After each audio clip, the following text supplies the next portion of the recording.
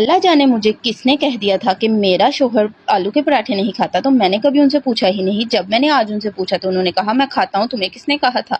मैंने उनके लिए जल्दी से आलू के पराठे बनाने का फैसला किया। तो आज सबसे पहले मैंने आटे को गूंद लिया, आलूओं को उबाल लिया, अनारदाने को कूट के रख लिया, हरी मिर्चों को चॉप कर लिया, प्याज को भी चॉप कर लिया। इनको बारीक बारीक चॉप करेंगे, धनिया और सूखी मेथी।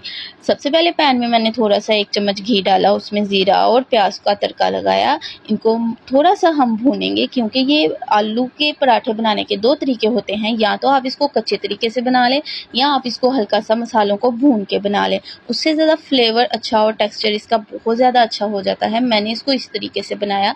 इसको निकाल के ठंडा होने देंगे। इसमें काला नमक और अनारदाना, धनिया, जो भी हमारे ड्राई अलहदा मसाले आपको दिखाए थे वो इसमें शामिल कर देंगे। और साथ ही मैंने ज़ियान को दूध भी दे दिया, क्योंकि साथ साथ सारे काम भी तो करने होते हैं।